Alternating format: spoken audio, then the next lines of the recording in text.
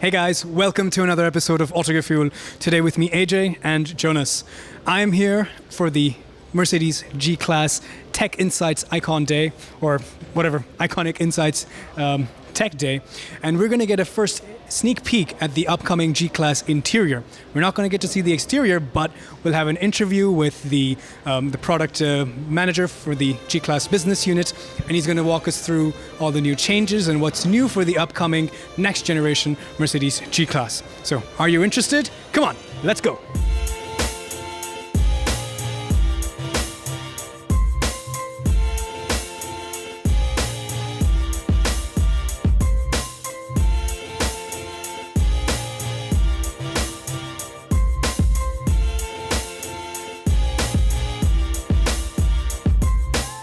I'm here with Mr. Gunnar Gutenke. He's the head of the G-Class business unit at Mercedes. So he's going to take us through an exclusive sneak peek at the upcoming G-Class interior.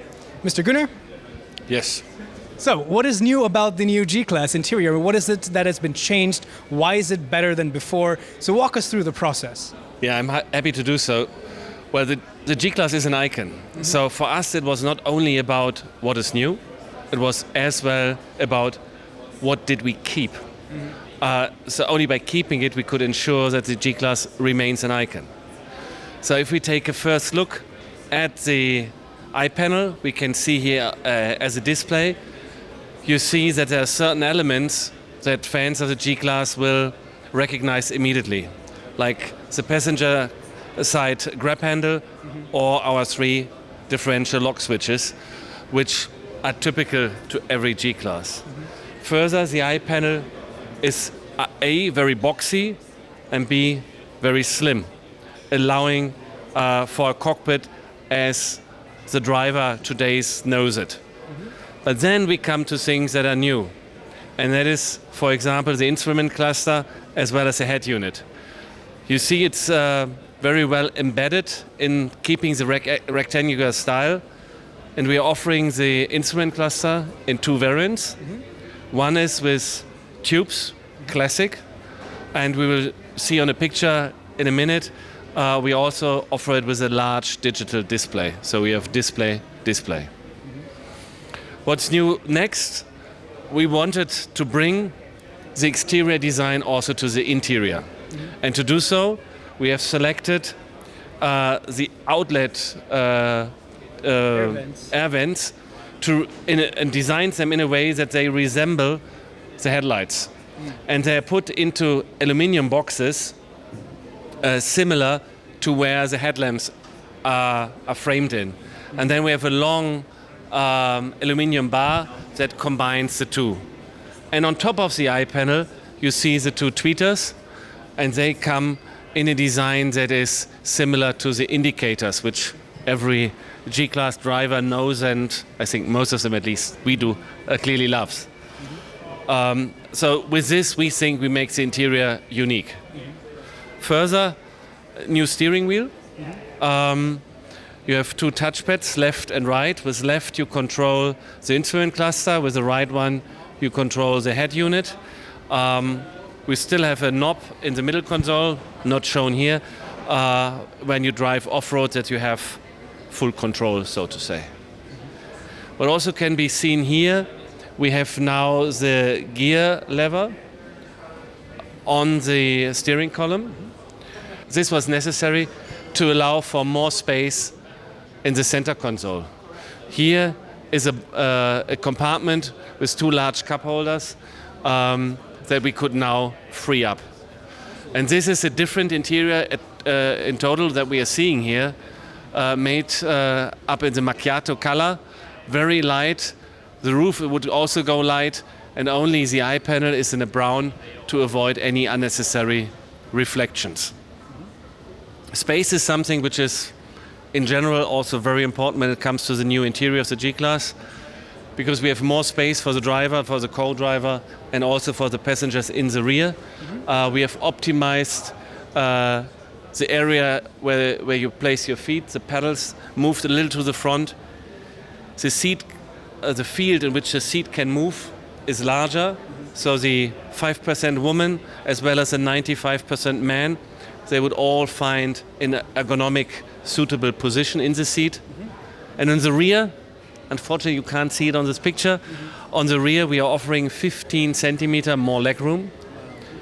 The backrest is adjustable from a very comfortable position up to a cargo position, so depending on what you need. It's also 60-40 flippable for larger pieces of luggage, and we are offering a third climate zone in the rear.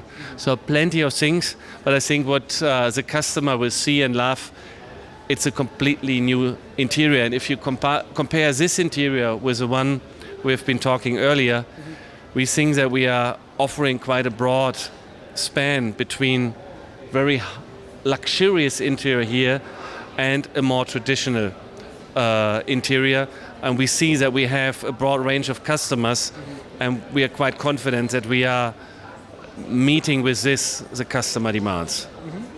So, thanks first of all for that very detailed explanation. Hope you guys were able to understand what's new about the new G-Class, as well as, like you said, retaining the icon that is the G-Class, and so that everybody's happy and catering to all your different market segments. So I take it that this is more of an evolutionary step rather than something very extravagantly revolutionary. I think it still feels very Mercedes, it still feels very G-Class. It has the grab handle for the passenger, but at the same time you have the full the infotainment screen and the gear stock on the column. So more evolutionary and to come together and homologize with the rest of the Mercedes range. Is that true? Absolutely. A G-Class is a G-Class. So for us it was a pleasure and a burden at the same time to ensure that we keep an icon an icon. So therefore we had to make many decisions on what to change and what to keep. And we wanted to fulfill, of course, both customer demands. Those who wanted or always want to keep the iconic elements, but also those requests where our customers were asking for more comfort, more space. And what about the next step forward? What can we expect going forward with the G-Class? I mean, this is already yet to be released, so I'm asking a question that is perhaps way too premature right now. But I saw some concept art around here as well with some more driverless focused cockpits with not really much of a steering wheel. I saw some over there. I mean, is that something part of the strategy that Mercedes and G-Class as a model is going towards? More autonomous driving and a much more, driverless cockpit and that kind of an interior. Is that something that's in the books right now? Well, right now we see the G-Class is, so to say, a real vehicle. What do I mean with this? If you open the door and you close it, you hear it. It's a real car. If you drive it, you really have to drive it, but you get feedback from the car, and this is what makes the G-Class special. And on this we like to further focus. We have the technology that you have been talking about in our company overall. If there is a customer request, for sure we will integrate. But I'm also like to, in an extended way, answer your question in such a fashion. Today we are talking about the interior of our new G-Class. There's lots of more to come when you will have a chance later in Detroit at the world premiere, when we are also showing the exterior. Talking about comfort in the interior is one thing. Our customers will experience more comfort while driving the car, and I'm also quite confident that when it comes to off-road, we can show that the G-Class not only is the benchmark in off-road, but also gets better. Well, I will definitely be at Detroit, so stay tuned for my coverage of the world premiere. And one final question before I let you go. When is this going to be available to the customers? When is it going to be launched in the market? Do you have a date on that yet? Of course, we have the date. I can communicate to you today, summer, and it will be a pleasure meeting you in Detroit personally, and then I can give you the final date as well. Okay. Well, I look forward to meeting you in Detroit. Thank you for your time. Thanks.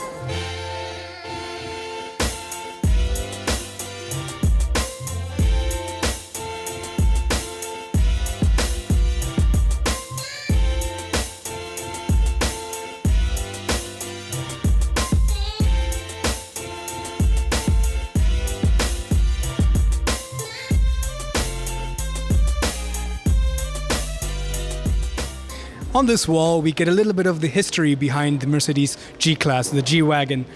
Started off in 1979, and as you can see right here, after 38 years, this is still the longest serving model series of any car in the history of Mercedes-Benz. So quite interesting. I mean, I really didn't know that. Thought it was something more like the C-Class or the E-Class, which was the longest. But of course, we have some interesting models like down here, like for example, the Dakar Rally special G-Class truck from 1983, as well as a very fun Pope wagon, as it's called, for Pope John Paul II, which is a modified version of the 230G. And of course, now we come towards the more recognizable G-classes from 1999, for example. And of course, the one up here is the facelift 2012 version. And if you guys remember, from 2013, we had this monstrosity, this G63 AMG 6x6 with 540 horsepower and an enormous engine. This is very cool. Unfortunately, I don't think I'm never going to get a chance to drive this. Maybe one day. Keep my fingers crossed. And funnily enough, they made a four-wheel drive version of this car called the 4x4 Square, the G500. So let's get this straight. There was the regular four-wheel version of the G-Class, and they made a six-wheel version of that, and then they made a four-wheel version of the six-wheel of the four-wheel version. Kind of complicated, but anyway. And finally down here, from this year, we have the G650 Mercedes Maybach Landaulet, which was the first both on-road and off-road Maybach, and it has the bed of the truck of the G-Class was converted into this semi-convertible type roof. So, I mean, it's such a crazy contraption if you really think about it, but this sold out. The only 99 units that they made completely sold out, and this had a big V12 engine. So the G-Class has a very illustrious past. Only time will tell if the new G-Class can keep up with it. Like Mr. Gunnar said, a lot of the design that went into the new G-Class, which I still haven't seen yet, was to retain the icon that it is, but at the same time bring it up to date and freshen it up. And here we have some examples of things that haven't changed ever.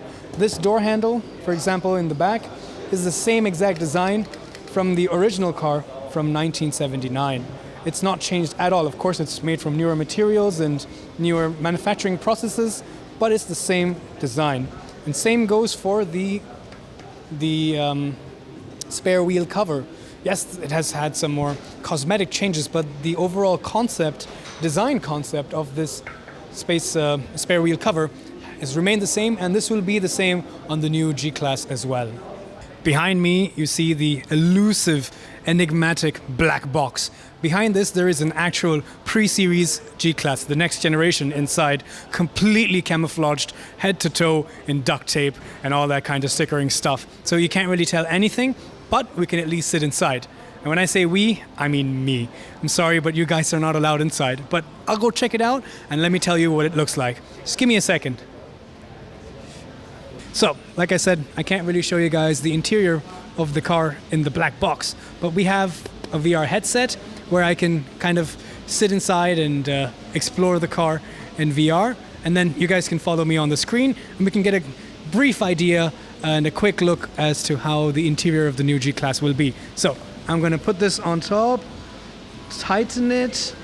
All right, so as you guys can see on the screen, we have the steering wheel in front. This is the new wheel that we heard about from Mr. Gunnar. And like he was saying, we have the new the circular air vents, as well as the speaker on the top. And I can tell you from when I was sitting inside the real car, it's very spacious, it's very boxy, but that's a good thing because that means there's a lot of space on the inside. As I turn around to face backwards, you guys can see that it's still very boxy back here, but it's also very roomy. And I did try out the extra leg space that he was talking about back here, and it is fairly luxurious, I can tell you already. And thanks to the boxy design of the roof and the body, there's a lot of headroom and shoulder room, and the back row is also a a theater row, so to speak, which means that the row is a little bit higher than the front row. So this gives the rear passengers a better visibility out front. So you have the grab handle, as he was saying, the traditional console down here for operating the infotainment system, the standard splitting armrest, and a third climate zone back here. So that's a quick look. Unfortunately, I know it's just a VR, but it gives you guys a pretty decent idea of what this car will look like once it comes out. So make sure you watch our channel and stay tuned. Once we are in, there we go, got a bit tangled in the wire. Once we're in Detroit, I think it'll be sometime in the end of January when that video will be out. So there we will actually see the world premiere of the car, and then we can really check out the exterior and the interior. We just have a few versions of the interior that we can see later on in the new G-Class, but I think it's better we save all of this for the world premiere in Detroit. We could just, Jonathan's going to get a quick sweep of these different materials that you can see, but yeah, I don't think it makes sense to go into detail about this right now. So anyway, let's conclude today's quick preview of the G-Class interior.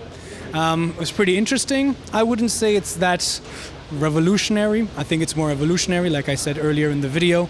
And the exterior, from what I could tell in the camouflage pre-production car inside, it didn't look that different shape and silhouette-wise from the current G-Class. So don't be expecting something drastically different. If you're planning to buy a G-Class and you're holding off for the new version, yeah, it's just going to be a couple months down the road. But I guess I don't have too much of an extravagant expectation. Anyway, let's wrap up the video now. The truth is, we're filming this in the middle of November, but it's going to go live only in the middle of December. By that time, we're going to be on vacation. I'll be on vacation. And so I thought I'd just take the opportunity to wish everybody a happy Diwali, happy Hanukkah, Merry Christmas, and a Happy New Year. I'll see you guys on the other side of 2018. Stay tuned for my coverage of the G-Class at the world premiere in Detroit towards the end of January. And I can promise you that I'll give you a lot more information about the car there. See you guys later.